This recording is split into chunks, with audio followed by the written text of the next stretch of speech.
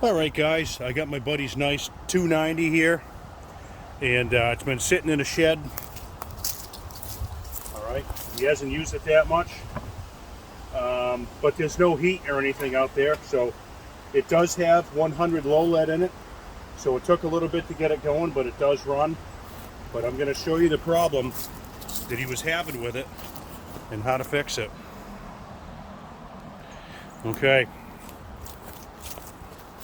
so we'll get this running, and his complaint was that the chain kept turning.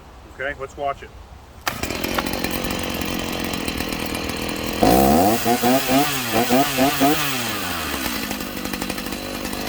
Okay, still spinning. It's obviously has a pretty low idle. All right, so let's bring this in the shop, and I'll show you what to look for.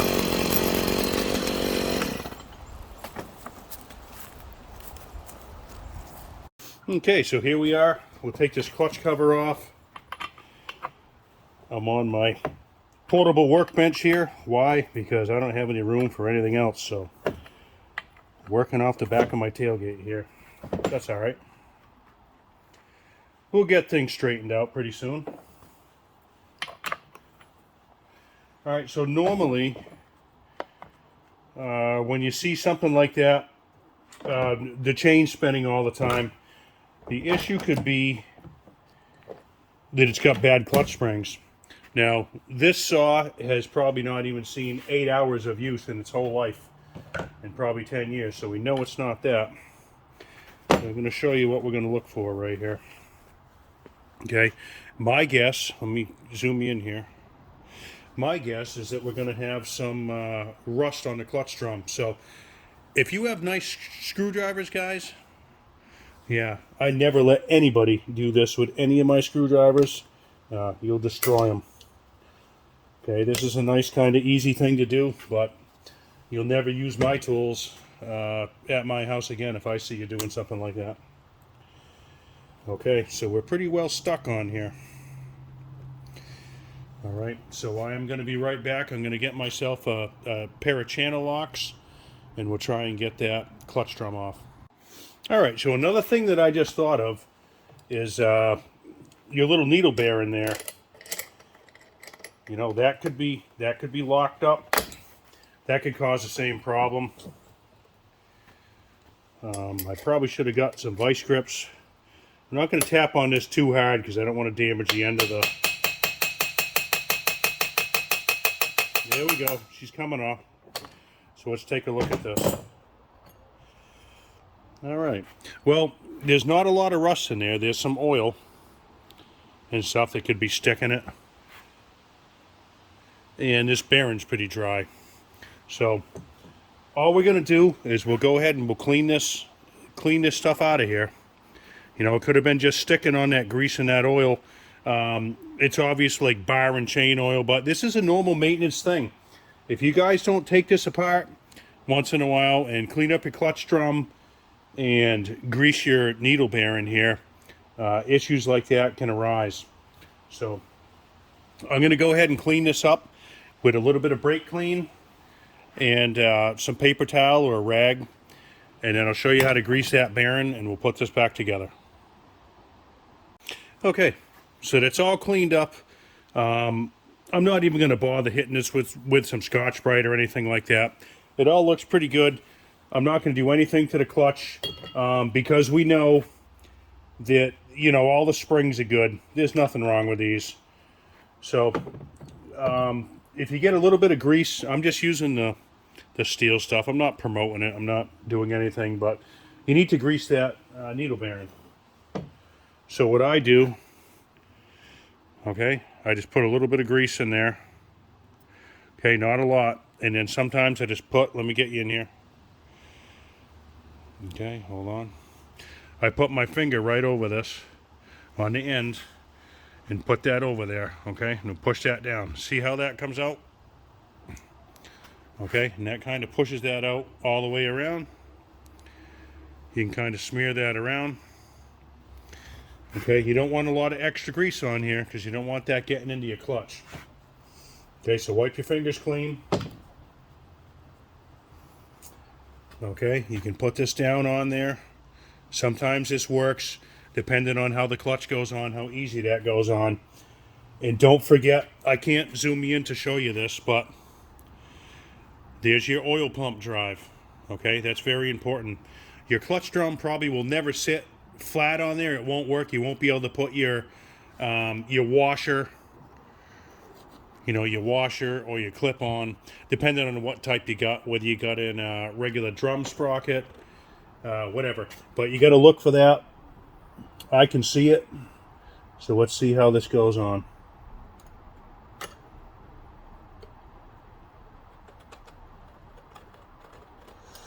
Okay, not too well here. Sometimes you got to put this in here, okay? So sometimes put your needle bearing in there.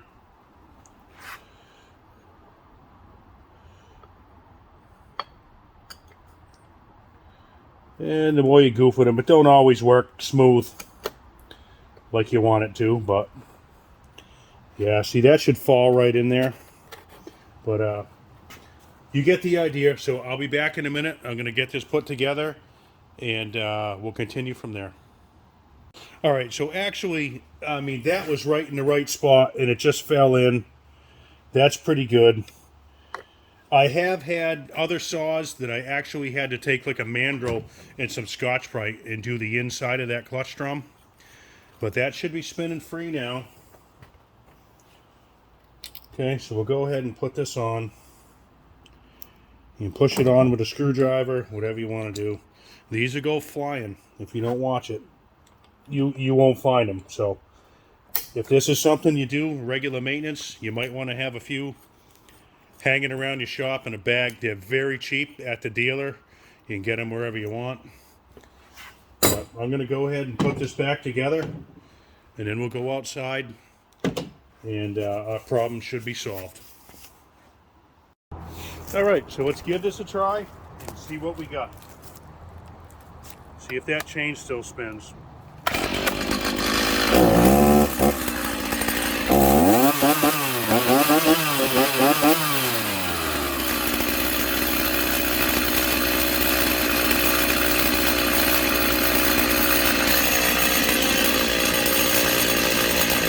Alright, it's not bad. I'm zooming in here.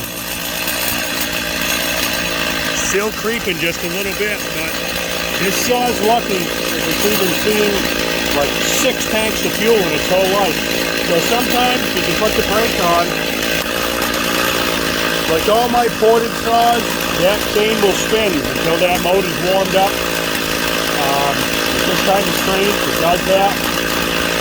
But having your clutch brake on will spin that bearing and warm up that grease. Let's see what it does now.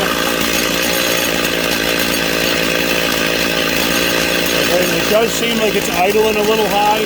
I don't have my tack on it, but we'll just take and turn that idle down just a little bit.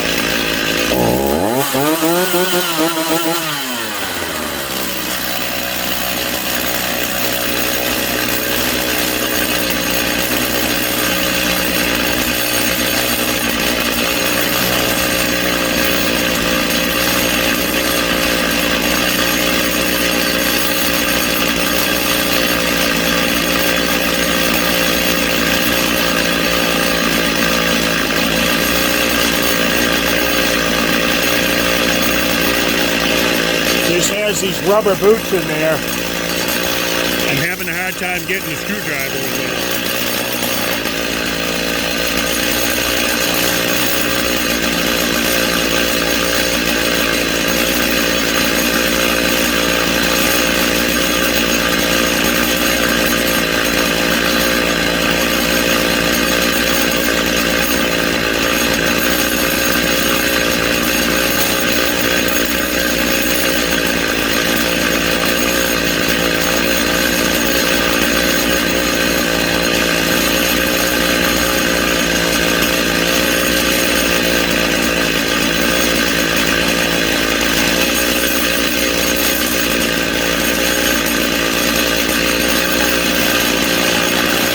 There could be some corrosion in there from sitting outside.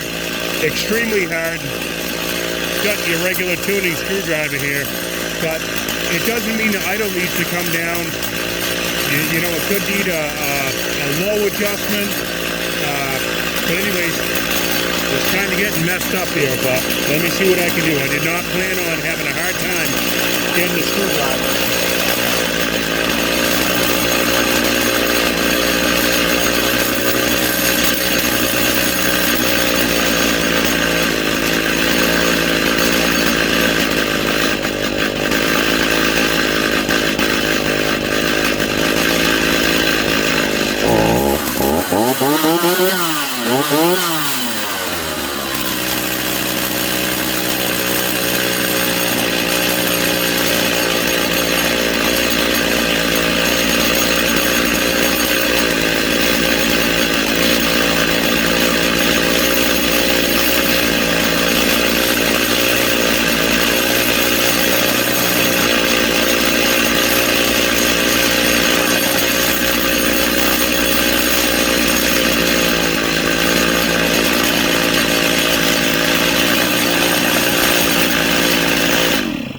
All right, so except for the fact that that just happened, you kind of get the gist of the video.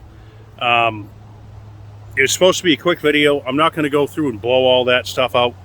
I probably should have, but you get the idea. That was caked up with some bar oil and all that stuff, and hopefully my face isn't like too much right here. Let me change the camera.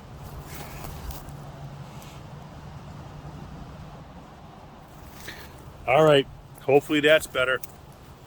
Anyhow, you get the idea. If you guys have any more questions on just little stuff like regular saw maintenance and stuff, don't be afraid to ask a question, and hopefully this helps somebody out. But I'm sorry for that little blunder there.